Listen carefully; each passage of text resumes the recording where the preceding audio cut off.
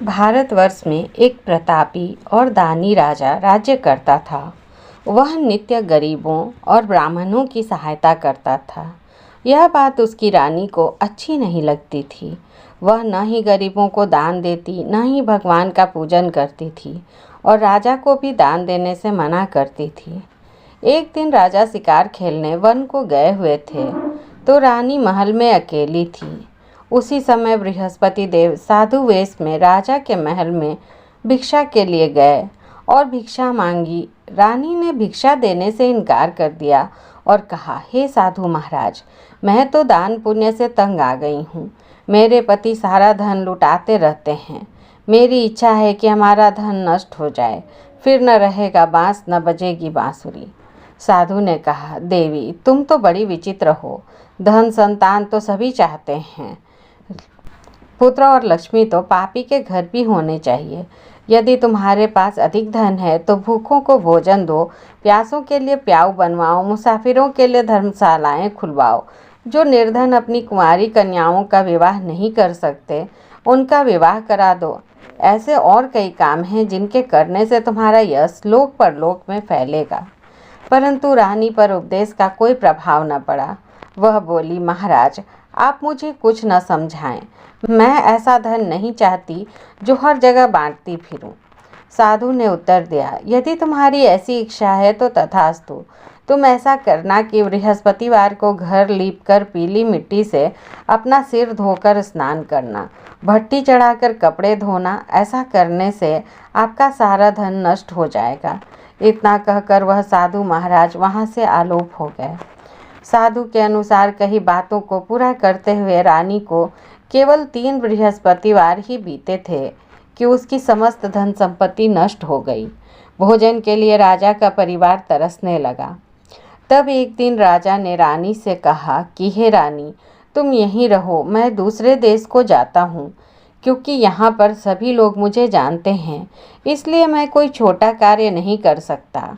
ऐसा कहकर राजा परदेश चला गया। वहाँ वह जंगल से लकड़ी काट कर लाता और शहर में बेचता। इस तरह वह अपना जीवन व्यतीत करने लगा। उधर राजा के परदेश जाते ही रानी और दासी दुखी रहने लगी। एक बार जब रानी और दासी को 7 दिन तक बिना भोजन के रहना पड़ा, तो रानी ने अपनी दासी से कहा, हे दासी, पास ही के नगर में मेरी बहन रहती है। वह बड़ी धनवान है, तो उसके पास जा और कुछ ले आ, ताकि थोड़ा बहुत गुजर बसर हो जाए। दासी रानी की बहन के पास गई। उस दिन गुरुवार था और रानी की बहन उस समय बृहस्पतिवार व्रत की कथा सुन रही थी। दासी ने रानी की बहन को अपनी रानी का संदेश दिया, लेकिन रानी की बड़ी बहन ने कोई उत्तर नहीं दिया। जब दासी को रानी के बहन से कोई उत्तर नहीं मिला, तो वह बहुत दुखी हुई और उसे क्रोध भी आया।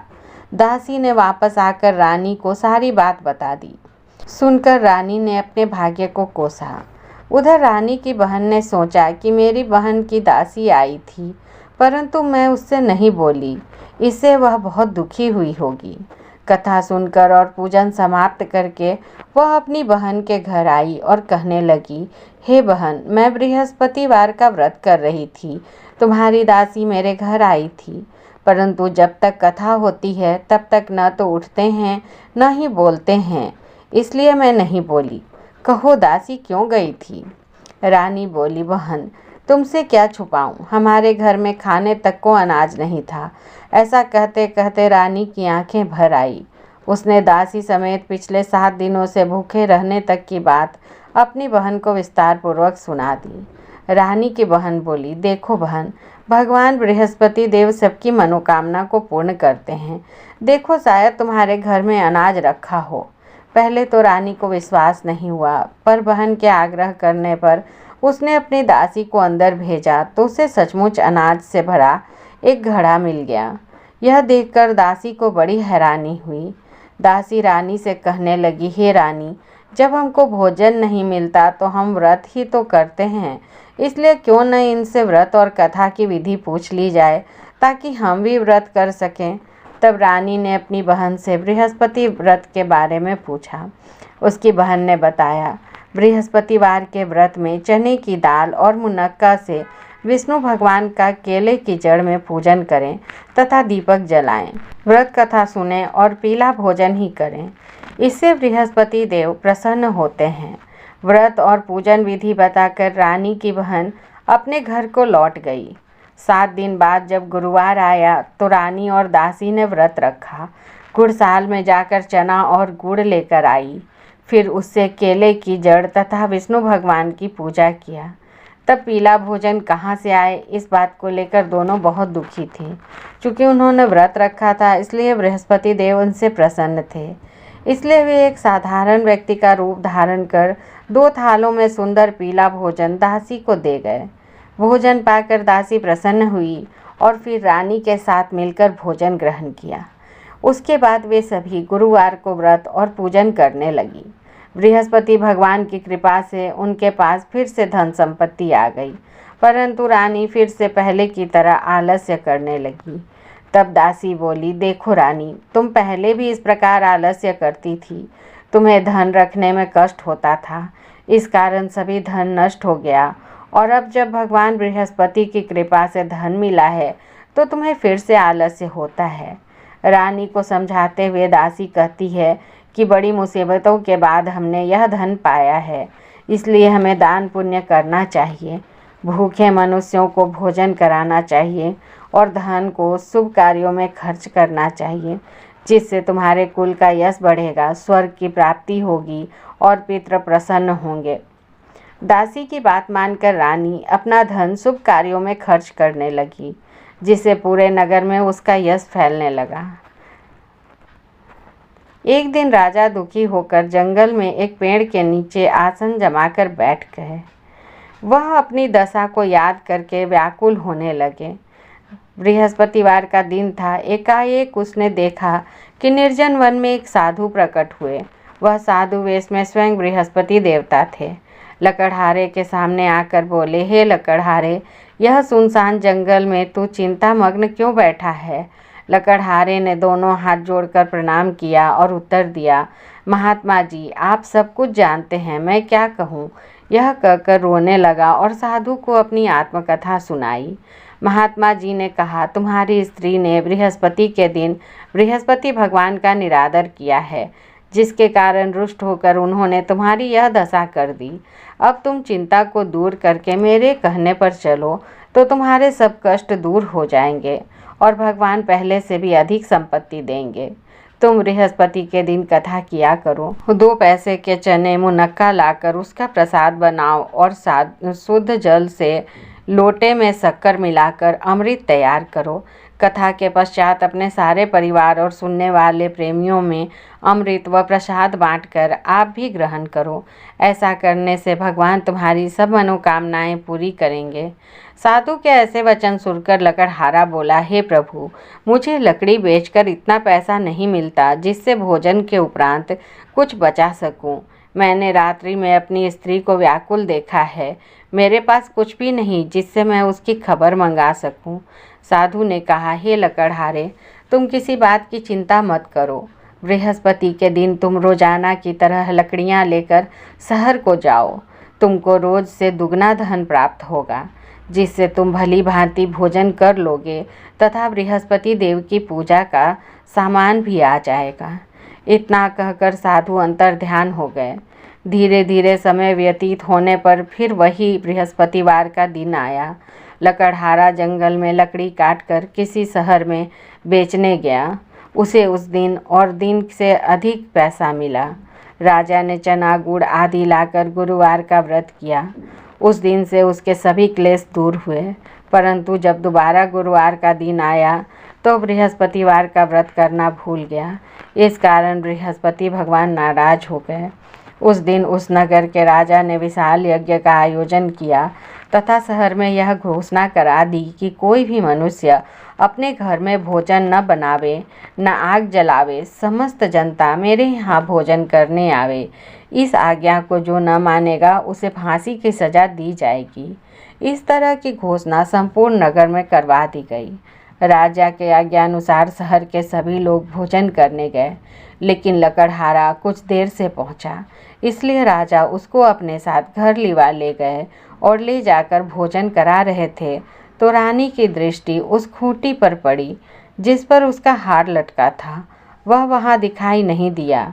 रानी ने निश्चय किया कि मेरा हार इस मनुष्य ने चुरा लिया है। उसी समय सिपाहियों को बुलाकर उसको कारागार में डलवा दिया। जब लकड़हारा कारागार में पड़ गया और बहुत दुखी होकर विचार करने लगा, न जाने कौन से पूर्व जन्म के कर्म से मुझे यह दुख प्राप्त हुआ है, और उसी साधु को याद करने लगा जो कि जंगल में मिला था। उसी समय तत्काल बृहस्पति देव साधु के रूप में प्रकट हुए और उसकी दशा को देखकर कहने लगे, अरे मूर्ख, तूने बृहस्पति देव की कथा नहीं की, इसी कारण तुझे दुख प्राप्त हुआ है। अब चिंता मत कर, बृहस्पतिवार के दिन कारागार के दरवाजे पर 4 पैसे पड़े मिलेंगे, उनसे तू बृहस्पति देव की पूजा करना, तेरे सभी कष्ट दूर हो जाएंगे। बृहस्पति के दिन उसे 4 पैसे मिले। लकड़हारा ने कथा कही। उसी रात्रि को बृहस्पति देव ने उस नगर के राजा को स्वप्न में कहा, हे राजा, तुमने जिस आदमी को कारागार में बंद कर दिया है वह निर्दोष है, वह राजा है, उसे छोड़ देना। रानी का हार उसी खूंटी पर लटका है। अगर तू ऐसा नहीं करेगा तो मैं तेरे राज्य को नष्ट कर दूंगा।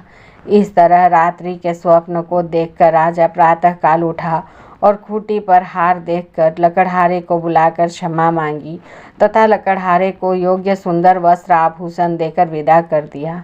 बृहस्पति देव की आज्ञा अनुसार लकड़हारा अपने नगर को चल दिया। राजा जब अपने नगर के निकट पहुंचा तो उसे बड़ा आश्चर्य हुआ। नगर में पहले से अधिक बाग, तालाब, कुएं तथा बहुत से धर्मशाला, मंदिर आदि बन गए हैं। राजा ने पूछा, यह किसका बाग है और धर्मशाला है? तब नगर के सब लोग कहने लगे कि यह सब रानी और बांदी का है। तो राजा को आश्चर्य हुआ और गुस्सा भी आया। जब रानी ने यह खबर सुनी कि राजा आ रहे हैं तो उन्होंने दासी से कहा कि हे दासी, देख, राजा हमको कितनी बुरी हालत में छोड़ गए थे। हमारी ऐसी हालत देखकर वह लौट न जाएं, इसलिए तू दरवाजे पर खड़ी हो जा। आज्ञानुसार दासी दरवाजे पर खड़ी हो गई। राजा आए तो उन्हें अपने साथ लिवा लाई। राजा ने क्रोध करके अपनी रानी से पूछा कि यह धन तुम्हें कैसे प्राप्त हुआ है? तब उन्होंने कहा, हमें यह सब धन बृहस्पति देव के इस व्रत के प्रभाव से प्राप्त हुआ है।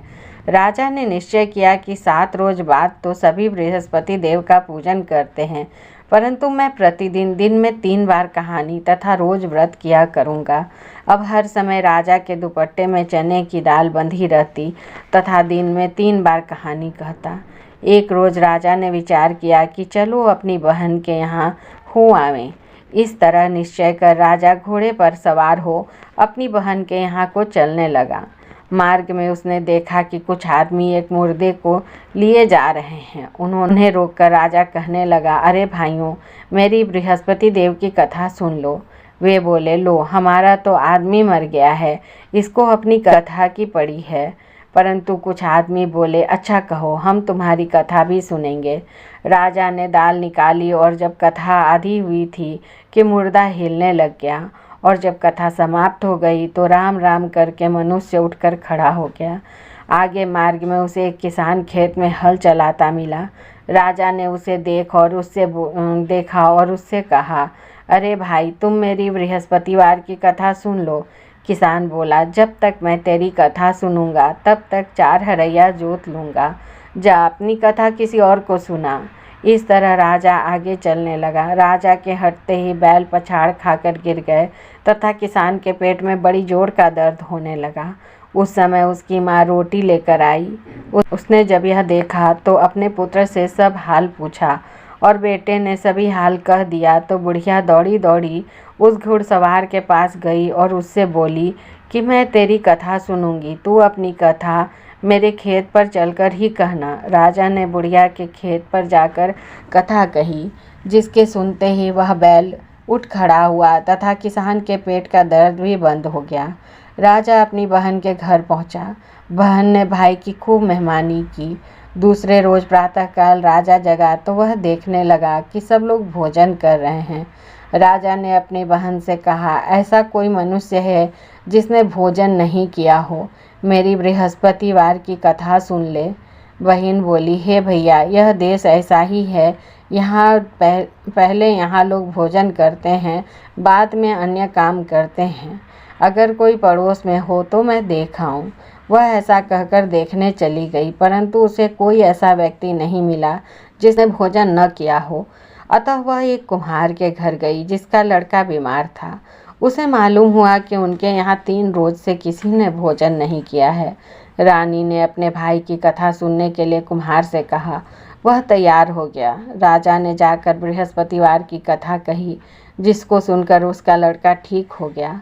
अब तो राजा की प्रशंसा होने लगी। एक रोज राजा ने अपनी बहन से कहा, हे बहन, हम अपने घर को जाएंगे, तुम भी तैयार हो जाओ। राजा की बहन ने अपनी सास से कहा।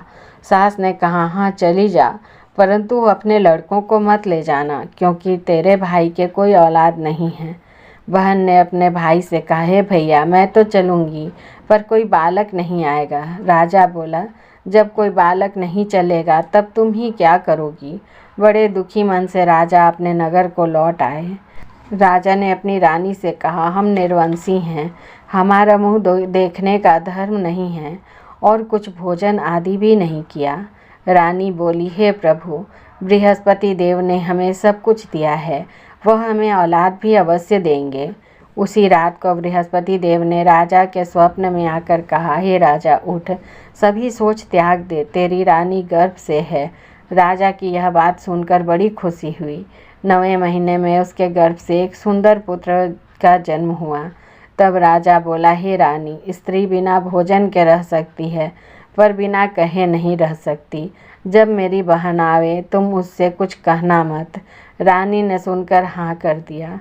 जब राजा की बहन ने यह शुभ समाचार सुना तो वह बहुत खुश हुई तथा बधाई लेकर अपने भाई के यहाँ आई।